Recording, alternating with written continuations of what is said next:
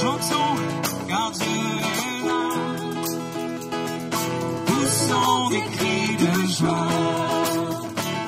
Laissons-lui un trône de reconnaissance, un balai de louange. Chantons le roi des rois, son amour durera.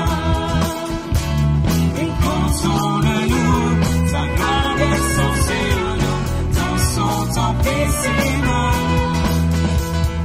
Chantons car Dieu est là.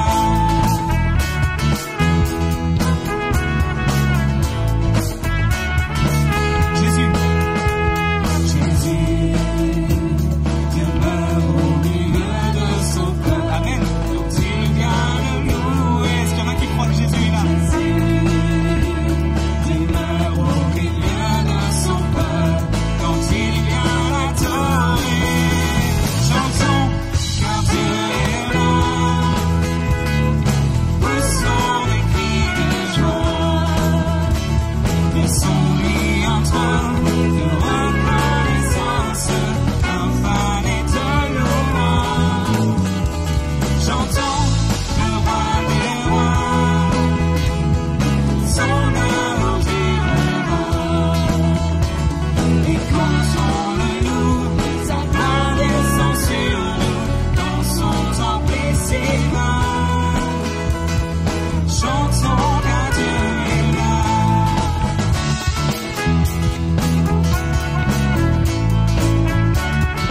Nous sommes tous assemblés.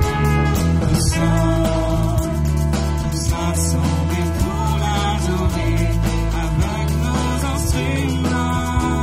Joyeux que ce que Dieu nous a sauvés, faisons monter nos chants. Chantons car Dieu est là. Poussons des cris de joie. Laissons-lui un trône de reconnaissance, un balai de louange. Chantons le roi des rois, son amour durera. Et comptons-le-nous, sa grande essence sur nous, dans son temple et ses mains.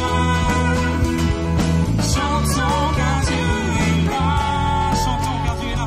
Chantons car Dieu est là. Chantons car Dieu est là. Première lecture, je la prends dans l'épître de Paul aux Romains. L'épître de Paul aux Romains, au chapitre 4 et le verset 18. Épître de Paul aux Romains, chapitre 4, verset 18. Espérant contre toute espérance, il crut, on parle d'Abraham, en sorte qu'il devint père d'un grand nombre de nations, selon ce qui lui avait été dit. Telle sera ta postérité. Et sans faiblir dans la foi, il ne considéra point que son corps était déjà usé, puisqu'il avait près de 100 ans, et que Sarah n'était plus en état d'avoir des enfants. Il ne douta point par incrédulité au sujet de la promesse de Dieu, mais il fut fortifié par la foi, donnant gloire à Dieu, et ayant la pleine conviction que ce que Dieu promet, il peut aussi l'accomplir. Amen.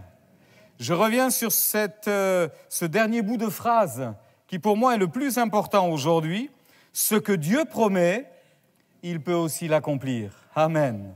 Alors on va aller dans ce fameux texte que l'on trouve dans l'évangile de Luc. Vous l'avez à l'écran. Évangile de Luc, chapitre 24. Jésus est mort, Jésus a été crucifié, Jésus a été mis au tombeau.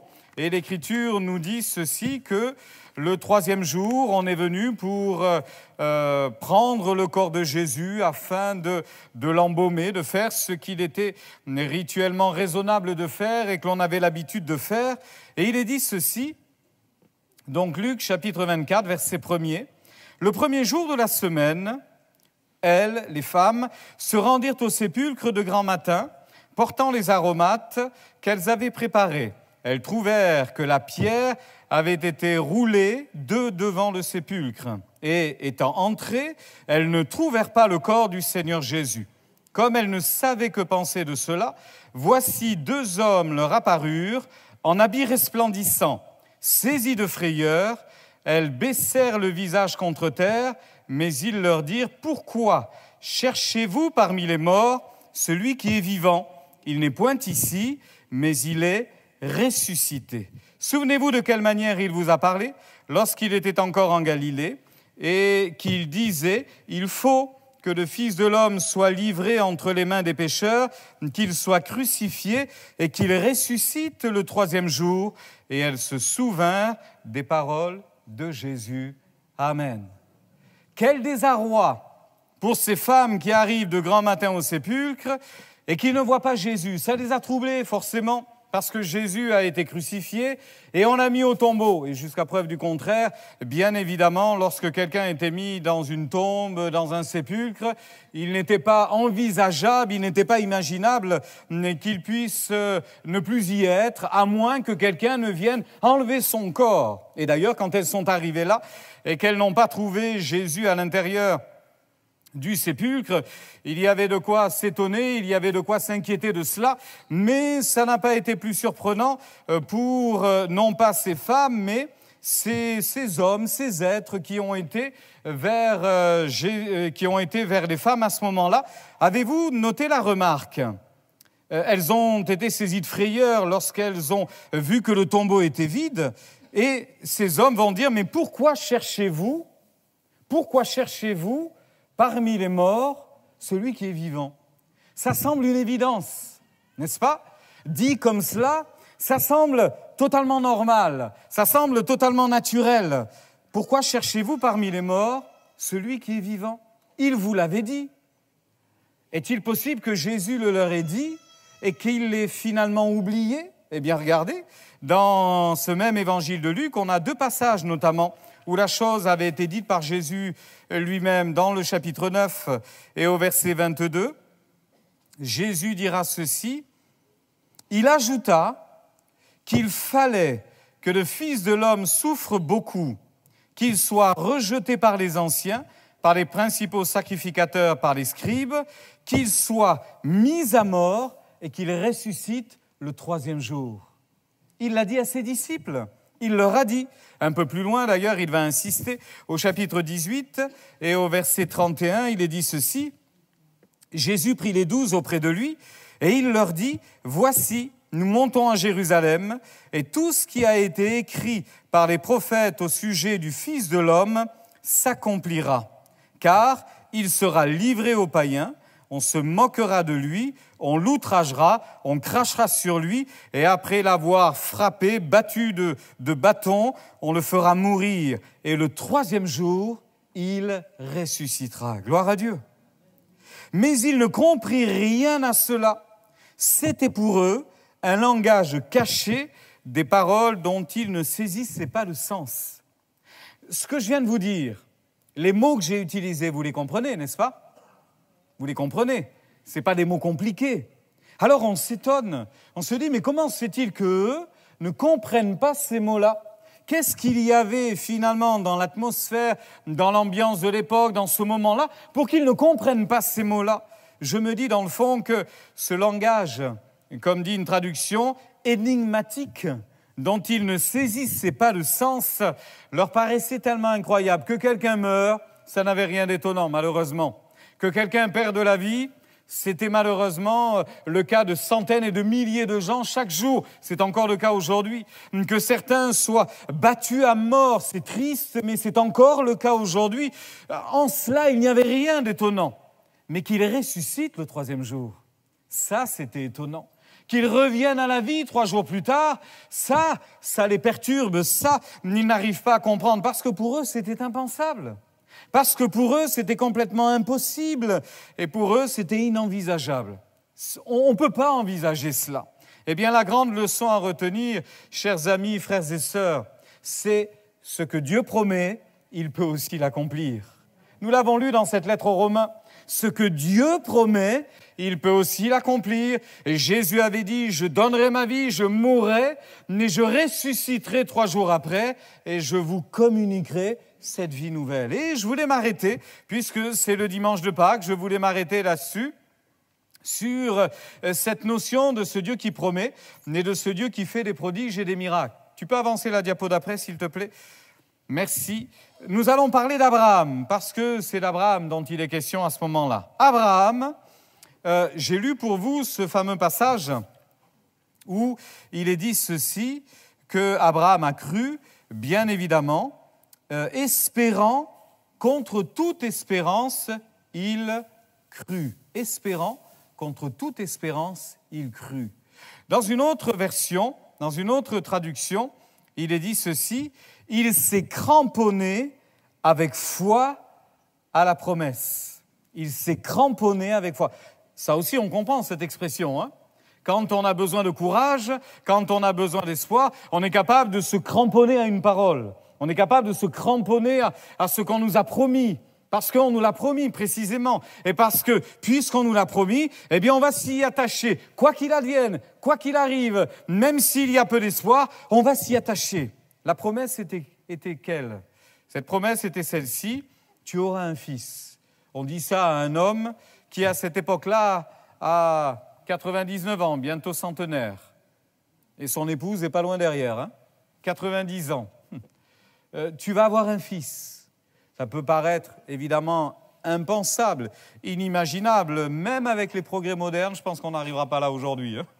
On n'y arrivera pas encore, hein, certainement pas. Mais quand même, il y avait quelque chose qui était de l'ordre de la promesse. Mais alors, est-ce que Dieu promettrait quelque chose qui ne s'accomplirait pas ?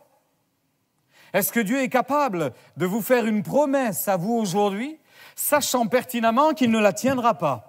Sachant pertinemment que vous mourrez avant son accomplissement, sachant pertinemment que c'est pour vous faire espérer, mais que dans le fond, l'espoir fait vivre. Ce serait terrible. Et si c'était le cas, je fermerai ma Bible et j'arrêterai de vous annoncer ce message parce que ce serait un mensonge. Mais la vérité, c'est que ce que Dieu promet, il peut l'accomplir. Et quand on retrace l'histoire de cette promesse, on est quand même assez incroyablement étonné, à savoir que cette promesse, elle avait été faite 25 ans plus tôt. 25 ans plus tôt. Remarquez, ils n'étaient quand même pas de toute première jeunesse. Hein, mais 25 ans plus tôt quand même. Lorsque Dieu va s'adresser à cet homme Abraham, en lui disant, Genèse chapitre 12, « Quitte ton pays, pars, va dans un pays que je te montrerai, et tu auras une postérité, tu auras un peuple nombreux, et toutes les nations de la terre seront bénies avec toi. » Alors il y aura un avenir heureux, C'est d'ailleurs une promesse que le prophète Jérémie a relayée de la part de Dieu. Et il peut vous la dire, cette promesse également, Jérémie entendra de la part de Dieu, tu auras un avenir heureux.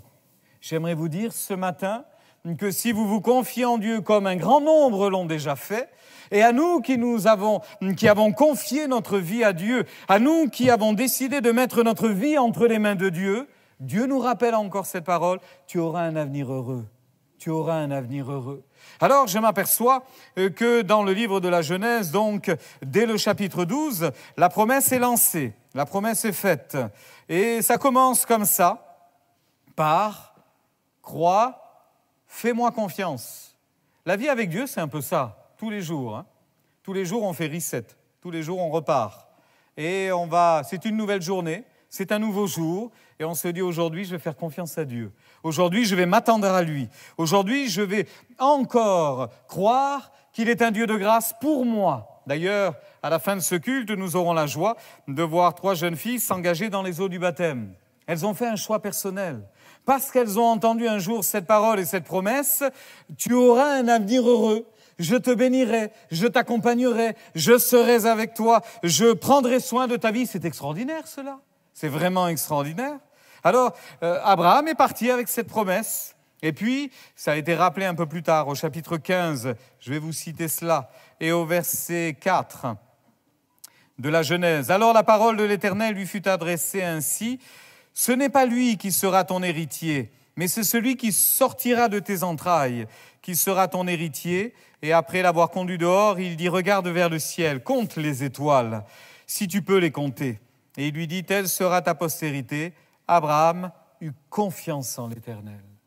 Parce que le temps avait passé, et parce que Dieu lui dit, ta postérité, ta récompense sera très grande. Mais comme ça fait quelques années déjà, Abraham dit, mais je ne comprends pas. J'ai pas eu de fils, tu m'en as promis un, j'en ai pas. Le seul qui héritera de tous mes biens, de tout ce que j'ai, c'est mon serviteur Eliezer, c'est lui qui héritera de toutes ces choses. Et Dieu dit, non, non, c'est pas lui. C'est le fils que je te donnerai.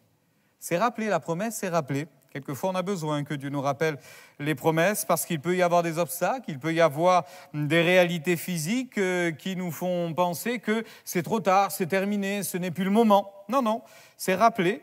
Et puis, c'est confirmé un peu plus loin, au chapitre 17 et au verset 15. Dieu dit à Abraham, « Tu ne donneras plus à Saraï, ta femme, le nom de Saraï, mais son nom sera Sarah. Je la bénirai et je te donnerai d'elle un fils. Je la bénirai et elle deviendra des nations. » Amen. Des rois, des peuples sortiront d'elle. Je lui donnerai, je te donnerai un fils au travers d'elle. Ça a été dit, ça a été rappelé, ça a été confirmé. Il va y avoir un intermède, il va y avoir quelque chose qui n'était pas prévu au départ, selon Dieu. Mais ça, ce sont les réponses que nous apportons quelquefois à Dieu lorsque le temps passe et lorsqu'on a l'impression qu'on n'a pas la réponse. Au bout d'un moment, Sarah a désespéré d'avoir un fils, elle y a peut-être cru au départ, même si elle avait de l'âge, s'est dit après tout, à Dieu, tout est possible, rien n'est impossible à Dieu. Et puis comme le temps a passé, elle a compris qu'il fallait peut-être spiritualiser la chose et que ce n'était pas si simple que cela à interpréter.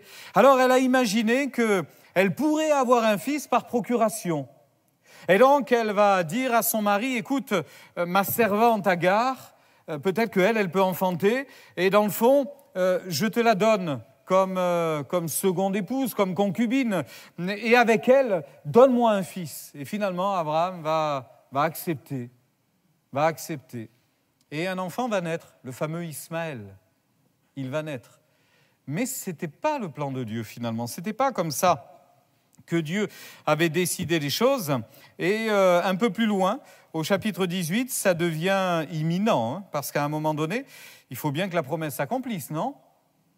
Quand on vous fait une promesse, vous comptez les jours ou les heures.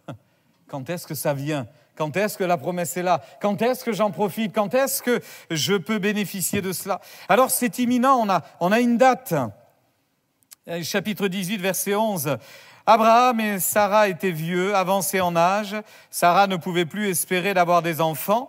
Alors quand les anges lui ont dit « Tu auras bientôt un fils », elle va rire en elle-même, en disant « Maintenant que je suis vieille, aurais-je encore des désirs? Mon Seigneur aussi est vieux. » L'Éternel dit à Abraham « Pourquoi donc Sarah a-t-elle ri en disant « Est-ce que vraiment j'aurai un fils, moi qui suis vieille? Y a-t-il rien qui soit étonnant de la part de Dieu? Au temps fixé, je reviendrai vers toi. À cette même époque, Sarah aura un fils. » Et puis vous dites « Et alors ?» Eh bien, on va un peu plus loin. Chapitre 21 et verset 2. Verset 1er même. « L'Éternel se souvint de ce qu'il avait dit à Sarah, et l'Éternel accomplit pour Sarah ce qu'il avait promis. Sarah devint enceinte, et elle enfanta un fils à Abraham dans sa vieillesse, au temps fixé dont Dieu lui avait parlé. » Gloire à Dieu. Gloire à Dieu. Dieu a promis et Dieu a accompli. Tout ce que Dieu promet, il l'accomplit. Vous m'entendez? Tout ce que Dieu promet, il l'accomplit.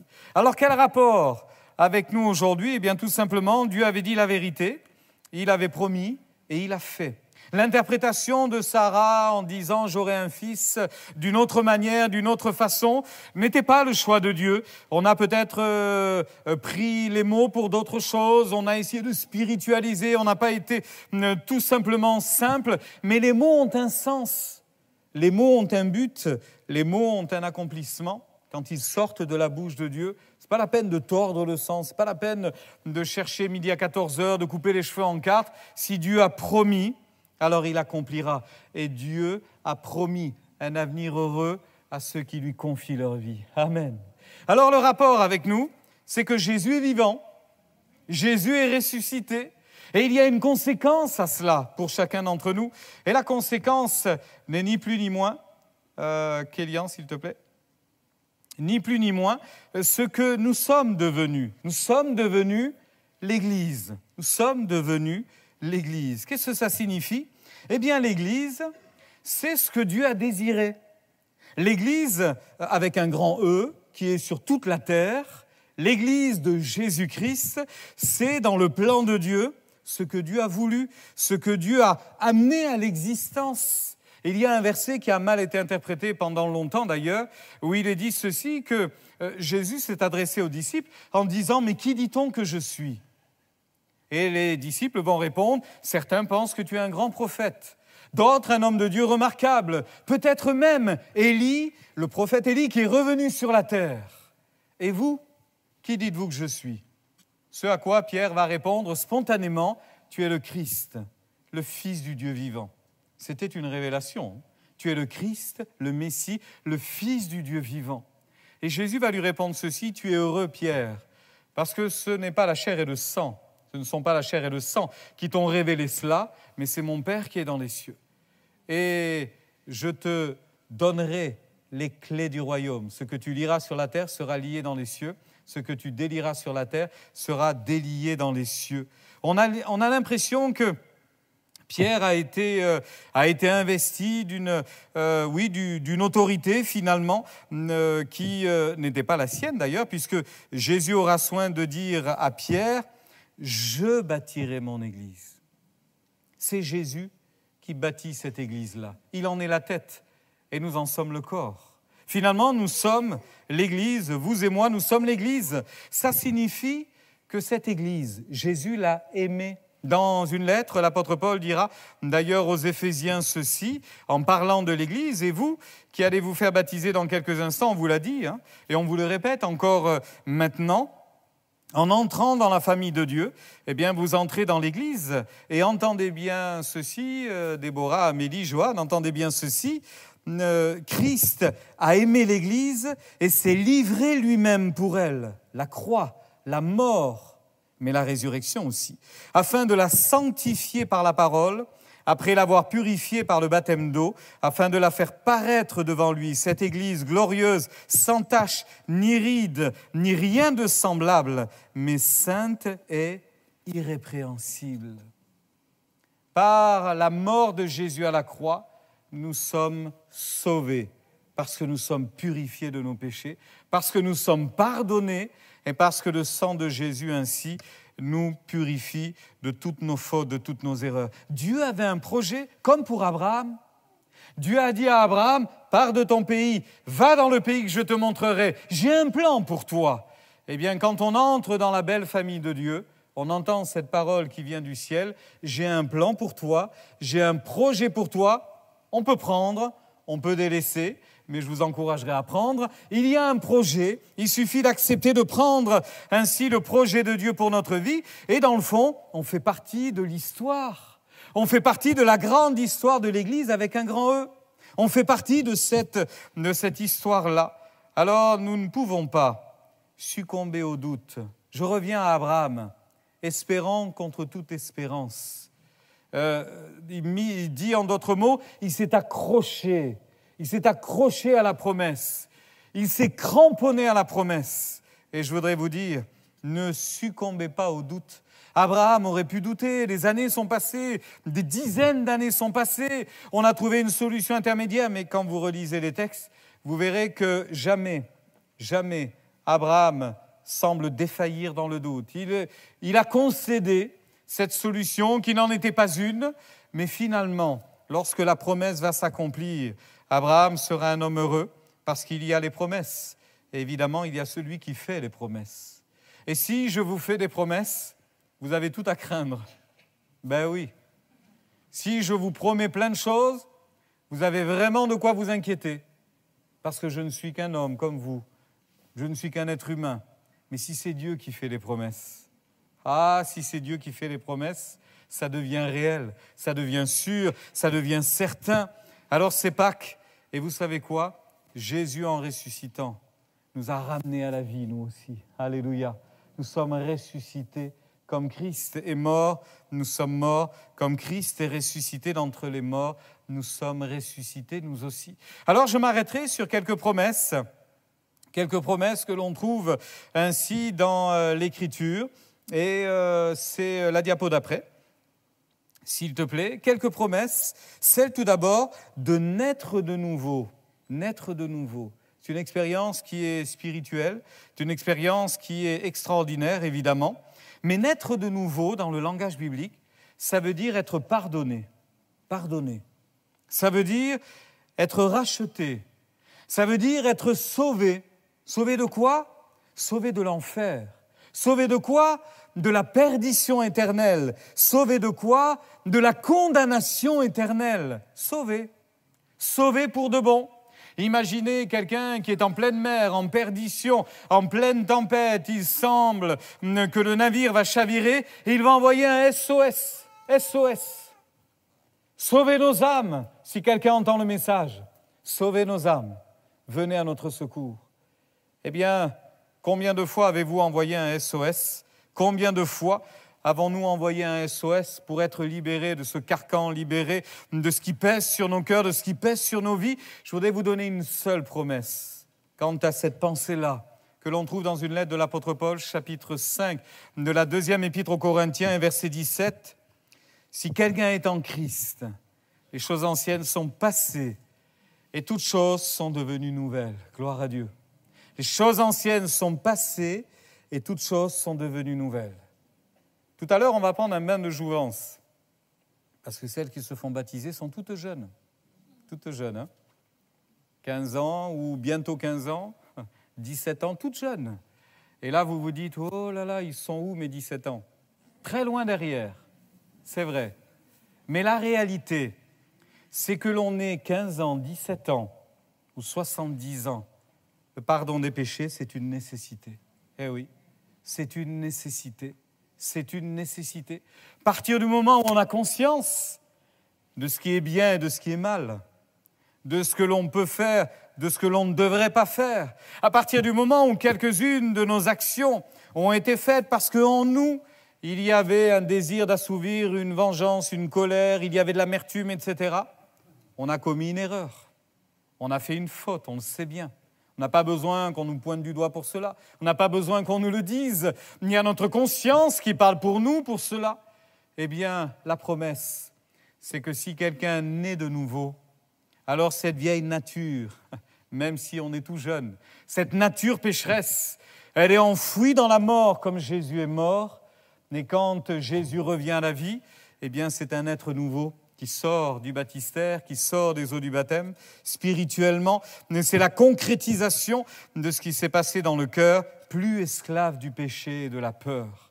Je ne saurais que trop vous encourager à être libéré de votre passé, libéré de ce qui pèse sur votre vie, libéré de la culpabilité. C'est tellement triste de marcher sur cette terre, la tête baissée, les épaules courbées, parce qu'on a un passé qui est gros comme ça et on n'arrive pas à s'en défaire. Alors, ce n'est pas la méthode Coué. Il ne s'agit pas de dire, allez, je fais un trou dans le jardin, je mets tout au fond du trou, je mets de la terre dessus et tout va bien, j'ai plus de problème. Si c'était comme ça, ce serait drôlement facile. On a besoin de la paix de Dieu. On a besoin de la grâce de Dieu. On a besoin d'un miracle. Mais c'est Pâques. Jésus est ressuscité. Le miracle a été fait. Le miracle a été accompli. Il suffit de prendre la promesse. Il suffit simplement de dire « j'accepte cette promesse et je m'en saisis ». Ce que Dieu promet, c'est une vie nouvelle. Et dans cette Église, il y a des hommes et des femmes qui ont été sauvés par grâce, pardonnés, rachetés à un grand prix par la mort de Jésus à la croix, et ainsi complètement libérés. Gloire à Dieu. La deuxième promesse que je voudrais vous laisser est celle-ci. Dieu nous régénère. Dieu nous régénère. Je me souviens d'un homme qui, pendant plusieurs années, s'est drogué à la drogue dure, héroïne et LSD, c'est-à-dire des substances qui montent à la tête, qui montent au cerveau, et ça vous explose le cerveau, c'est dévastateur, c'est ravageur. Et quand cet homme est arrivé à l'église, il était rempli de tics, de comportements bizarres. Il était incapable de vous regarder en face, il était incapable de pouvoir tenir une discussion avec vous. À peine commençait-il à dire 3 mots, ça partait dans tous les sens. Il n'y a plus rien qui était à l'endroit dans sa tête, plus rien. Il avait brûlé tellement de ses capacités. Et il est venu à Christ, il est venu à Dieu. Et vous savez quoi? Ô miracle, Dieu a même régénéré son intelligence. Et cet homme s'est apaisé avec le temps. Et cet homme a retrouvé finalement une discussion, une conversation normale. Il a pu trouver du travail et il a travaillé jusqu'à sa retraite, 40 ans plus tard, quasiment. Il a été posé, il a été régénéré de l'intérieur, vous comprenez? D'ailleurs, la Bible dit, on pourrait se nettoyer à l'extérieur tant qu'on veut, ça ne nettoie pas l'intérieur. D'ailleurs, ne vous avisez pas à essayer de le faire, mais il y a un exemple dans l'Écriture, on ne pourrait pas enlever à un léopard ses taches. Hein. N'essayez pas, hein. N'allez pas trouver un léopard quelque part pour essayer de frotter ses taches. Ça lui appartient, c'est à lui. Finalement, c'est son ADN, c'est comme ça. C'est comme ça. À part quelques déformations qui feraient que... Et ainsi, on voudrait changer à l'intérieur en faisant un lifting extérieur, en essayant de rafraîchir l'extérieur, en essayant de faire quelques bonnes actions, en essayant de se donner bonne conscience, en essayant d'être quelqu'un de droit, quelqu'un de bon, quelqu'un de généreux, et je vous encouragerai à l'être d'ailleurs. Autant que vous pouvez l'être, faites-le, sans aucun doute, faites-le. Mais ça ne changera rien quand à l'intérieur, il y a besoin d'une régénération qui, celle-ci, est spirituelle et vient de Dieu. Alors regardez ce qu'il est dit, en rapport d'ailleurs avec la résurrection, dans une lettre de l'apôtre Paul, au chapitre 15, première épître de Paul aux Corinthiens, chapitre 15 et verset 42. « Ainsi en est-il de la résurrection des morts. Le corps est semé corruptible et il ressuscite incorruptible. Il est semé infirme et il ressuscite plein de force. Il est semé corps charnel et il ressuscite corps spirituel. » Je vous parle d'un temps futur. Je vous parle d'un temps à venir. Lorsque Christ reviendra chercher les siens, que ce soit de notre vivant ou plus tard, et ça fait des centaines d'années que des croyants ont attendu, ont espéré le retour de Christ, mais il a promis, il reviendra, aucun doute. Et au moment où il reviendra, il y aura cette fameuse résurrection. Les vivants et les morts, ceux qui sont morts en Christ et ceux qui sont vivants, partiront à la rencontre du Seigneur dans les airs avec un corps glorifié, régénéré, transformé, un corps spirituel. Mais l'Écriture nous enseigne souvent que ces vérités spirituelles ont un accomplissement comme des prémices dans notre temps présent. dans notre vie de maintenant. Et c'est pour cela que Jésus dira à ses disciples, « Allez par tout le monde, prêchez la bonne nouvelle à toute la création. Et voici les signes qui accompagneront ceux qui auront cru. Les malades seront guéris. Ceux qui sont liés de quelques mots quelconques seront déliés par la puissance de Dieu. Il y aura une action puissante de Dieu. Dieu est capable d'agir. Plus de maladies au ciel, plus de faiblesse, plus de corruption. Mais aujourd'hui, Dieu vous rend à la vie. Il vous ramène à la vie. L'apôtre Paul en donne une explication plus détaillée dans l'épître aux Romains, au chapitre 8 notamment.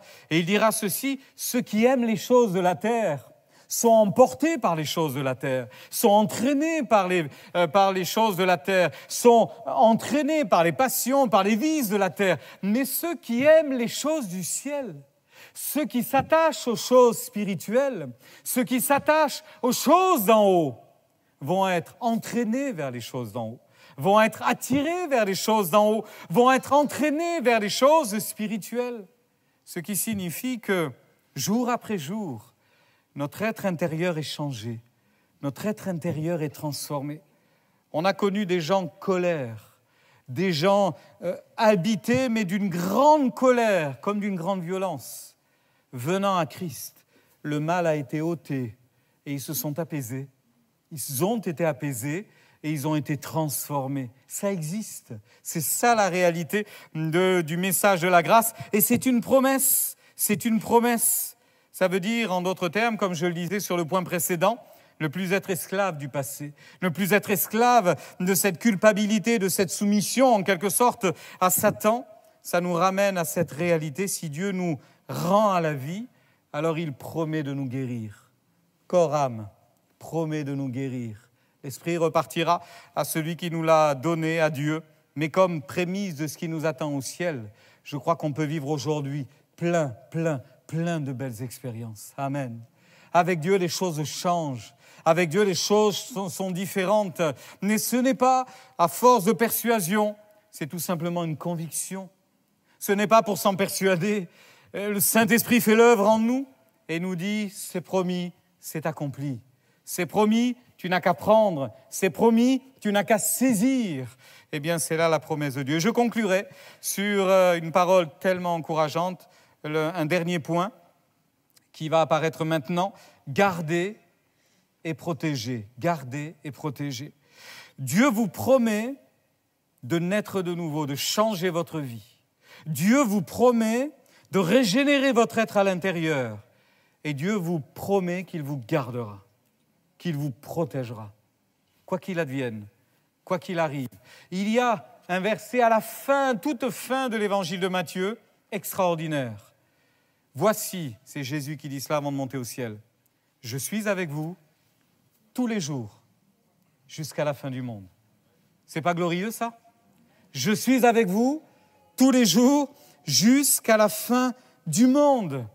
Voyez, il y a beaucoup de certitudes, il y a beaucoup de promesses dans cette seule phrase. Je suis avec vous tous les jours jusqu'à la fin du monde. Suffisamment de promesses pour nous assurer force, paix, courage, soutien et victoire dans les difficultés que nous pourrions rencontrer. Je conclus avec ces mots de l'apôtre Paul. L'apôtre Paul a eu une vie riche.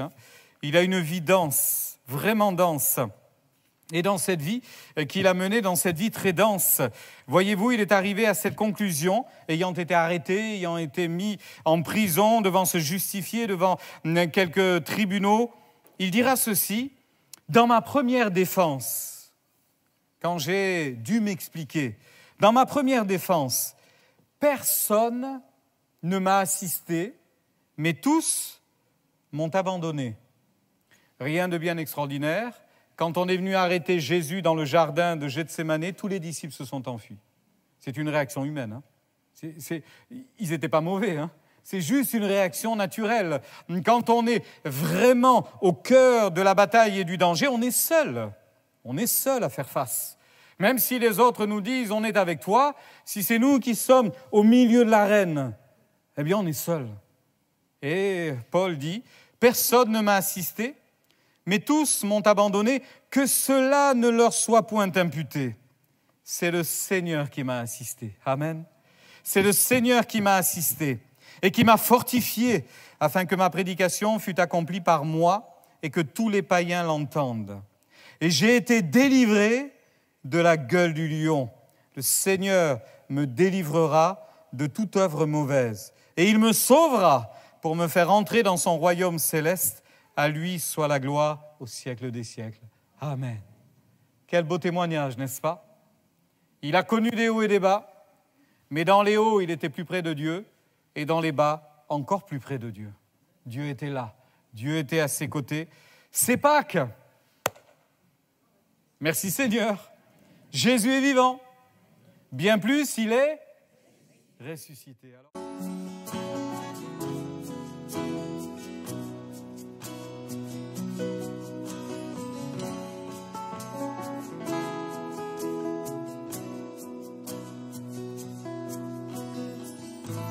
L'immensité de ta grandeur montre que je ne suis rien. Et quand tu façonnais la terre, j'étais déjà près de ton cœur. Tu m'aimais avant que je sois. Et pour moi tu m'as tout donné. Toi seul pouvais me libérer.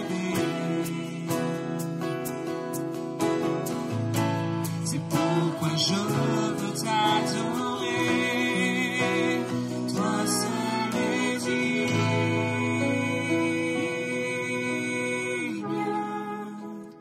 de recevoir louange et gloire pour l'éternité.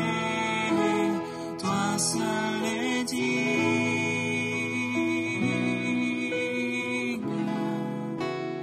de recevoir louange et gloire pour l'éternité.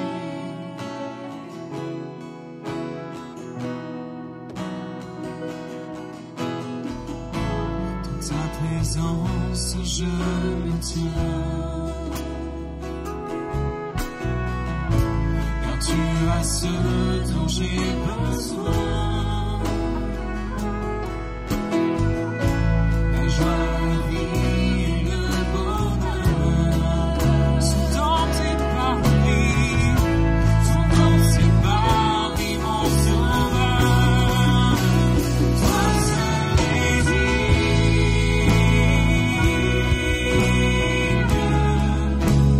de recevoir louange et gloire pour l'éternité. Toi seul est digne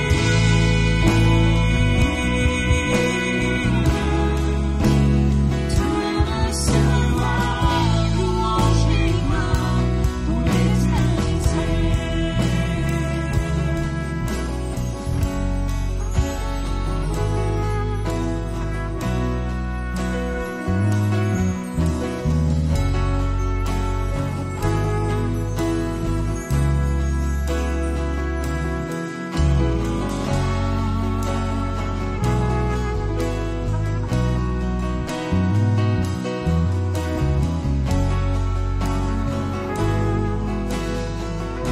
Vivons le temps ensemble. Alléluia.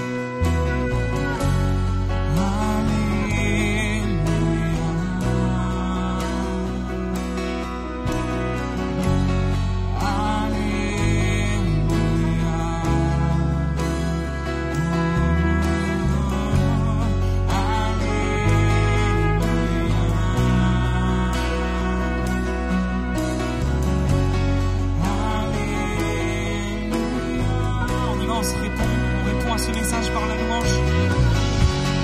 Allez, on rend toute la gloire à notre Dieu ce matin pour son sacrifice, pour cette nouvelle vie qui est à nous. Alléluia.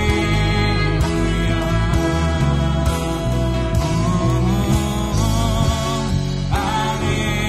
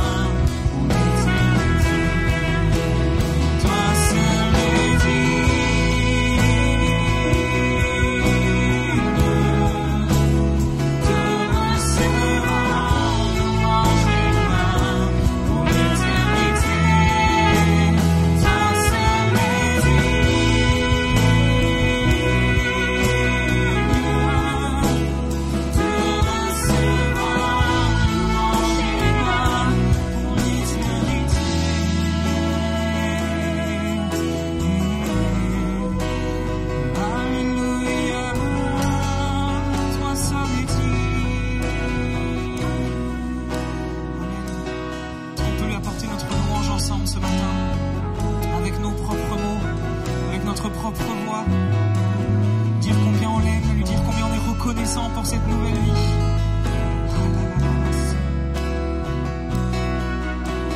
Lèvons nos voix, frères et sœurs, tous ensemble, pour le remercier, pour le louer.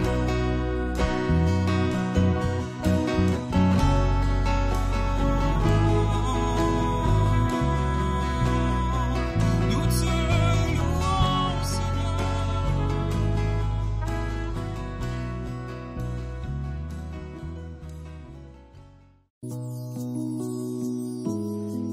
Seigneur, tu me cherches, tu me connais.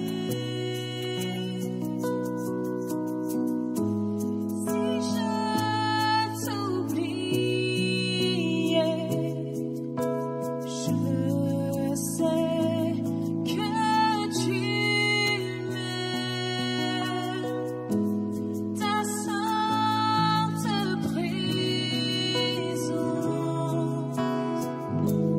elle m'environne.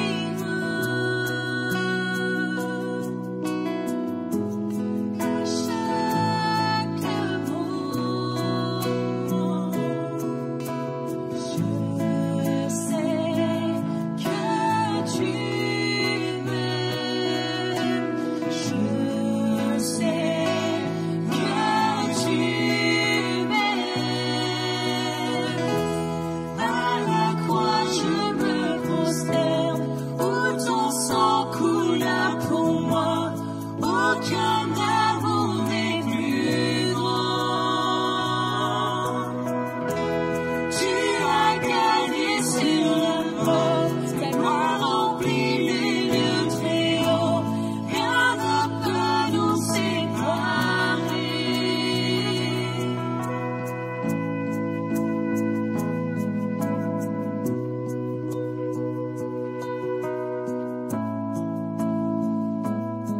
Tu marches devant moi. Tu marches devant moi. Tu guides mes pas. Tu gardes mes pas. Ta main me soutient. Je sais que tu m'aimes. Proclame-le qu'il t'aime ce matin. Je sais que tu m'aimes. À la croix je me prosterne, où ton sang coula pour moi. Aucun amour n'est plus grand. Tu as gardé sur la mort, ta gloire remplit les lieux très hauts. Rien ne peut nous séparer. À la croix je me prosterne, où ton sang coula pour moi. Aucun amour n'est plus grand. Tu as gagné sur la mort, ta gloire remplit les lieux très hauts. Rien ne peut nous séparer. Tu déchires le voile, tu traces un chemin, car tu as tout accompli. Tu déchires le voile, tu traces un chemin, car tu as tout accompli.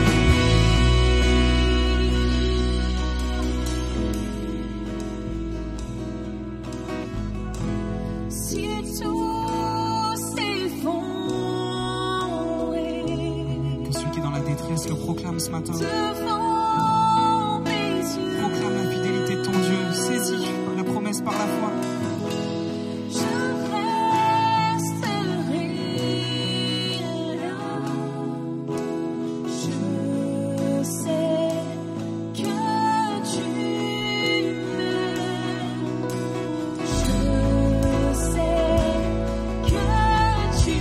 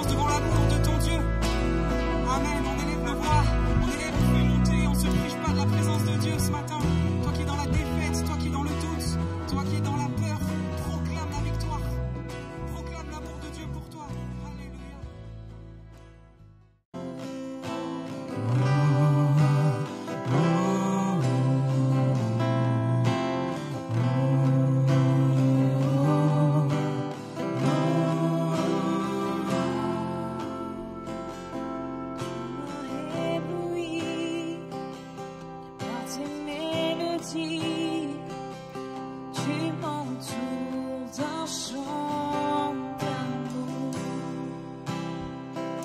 chant de délivrance devant mes ennemis. Toutes mes craintes s'enfuient.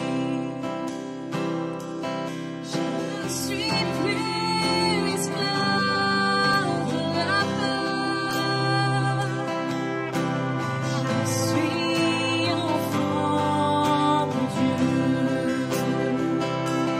Je ne suis plus esclave de la peur. Je suis enfant de Dieu. Avant ma naissance, tu m'avais choisi, appelé par mon nom. Tu m'as adopté, je suis de ta famille. Ton sang coule dans mes veines. Je suis plus esclave. Je ne suis plus esclave de la peur. Je suis enfant de Dieu. Je ne suis plus esclave de la peur. Je suis enfant de